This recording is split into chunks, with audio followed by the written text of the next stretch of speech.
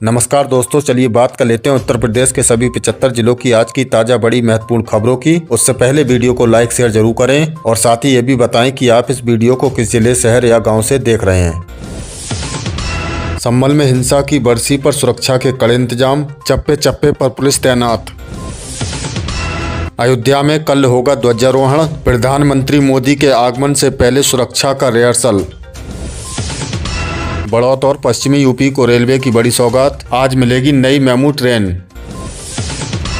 माघ मेले में तैयारियों ने पकड़ा जोर, सीएम योगी ने अधिकारियों को दिए निर्देश। दीक्षांत समारोह का बिगुल बजा, आज से बटेंगे उत्तरीय और साफा। गाजियाबाद देश का सबसे बड़ा प्रदूषित शहर बना, हवा गंभीर श्रेणी में। यूपी बोर्ड 2026 की डेट शीट जारी, 18 फरवरी से शुरू होंगी परीक्षाएं।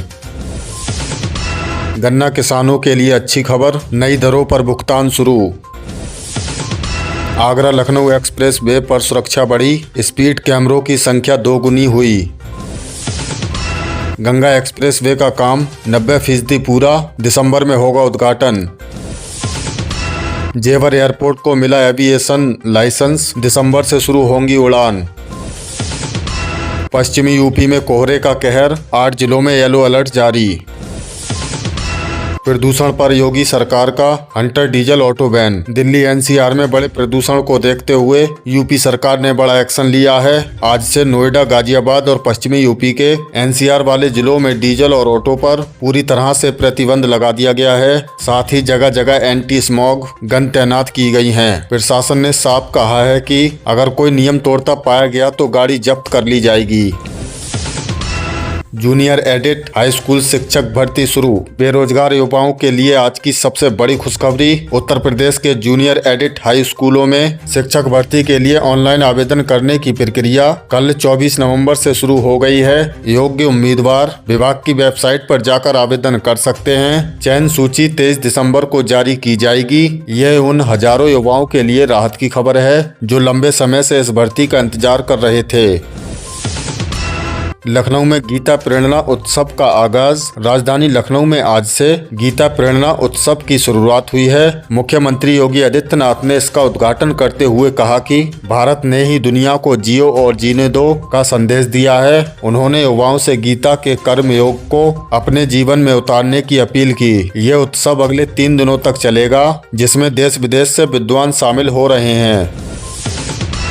कानपुर को मिलेगी रिवर फ्रंट की सौगात, कानपुर वासियों के लिए अच्छी खबर है। गंगा नदी के किनारे वीआईपी रोड के समानांतर एक नया रिवर फ्रंट बनाया जाएगा। ये रिवर फ्रंट शुक्लागंज को अटल घाट से जोड़ेगा। इसके लिए नया प्लान तैयार कर लिया गया है और जल्द ही इस पर काम शुरू होगा। इससे न सिर्फ पर्यटन बढ़ेगा बल्कि शहरों को जाम से भी मुक्ति मिलेगी।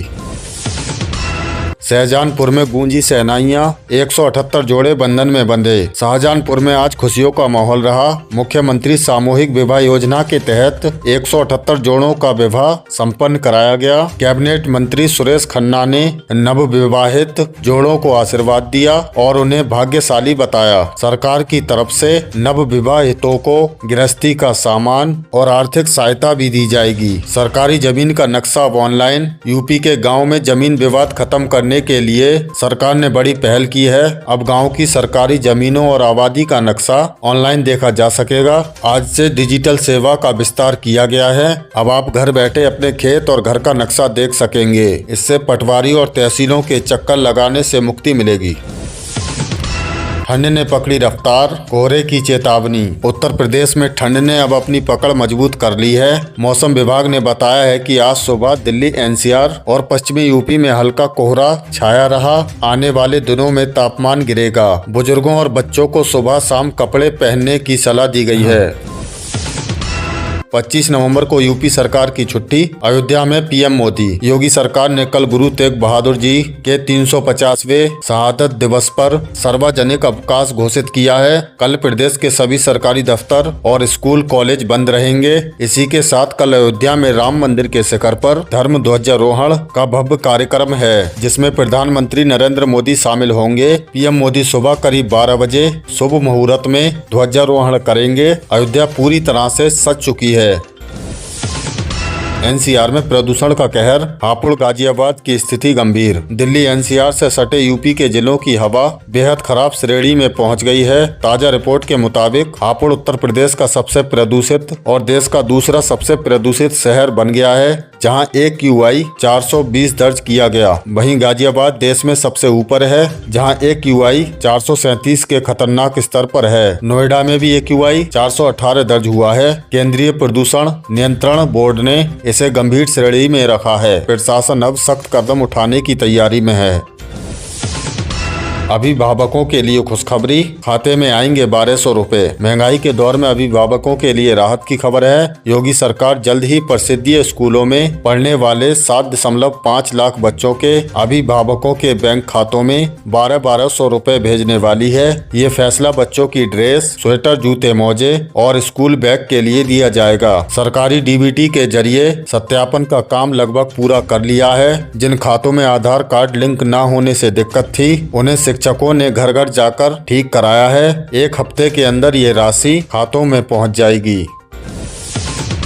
अखिलेश यादव की चुनाव आयोग से मांग, SIR का समय बढ़ाएं। समाजवादी के अध्यक्ष अखिलेश यादव ने चुनाव आयोग से मांग की है कि मतदाता सूची निरीक्षण SIR की समय सीमा 3 महीने के लिए बढ़ा दी जाए। अखिलेश ने कहा है कि यूपी बहुत बड़ा राज्य है और अभी शादियों का सीजन चल रहा है, इसीलिए कई लोग अपना वोट नहीं बनवा पा रहे हैं। उन्होंने भाजपा सरकार पर भी निशाना साधते हुए कहा कि जनता विधानसभा चुनाव में उनसे हिसाब लेगी। अखिलेश ने अपने कार्यकर्ताओं को भी निर्देश दिया है कि वे हर पात्र व्यक्ति का वोट बनवाने में मदद करें। 2026 में यूपी के 58 बड़े अधिकारी होंगे रिटायर, लिस्ट जारी। नियुक्ति विभाग ने 2026 में रिटायर होने वाले IAS और PCS अधिकारियों की सूची जारी कर दी है। अगले 7 यूपी कैडर के 32 IAS और 26 PCS अधिकारी रिटायर होंगे। इसमें कृषि उत्पाद आयुक्त दीपक कुमार और कई अपर मुख्य सचिव स्तर के अधिकारी शामिल हैं। जनवरी 2026 में आगरा के कमिश्नर शैलेंद्र कुमार सिंह समेत 5 IAS अफसर रिटायर होंगे। सरकार ने इनके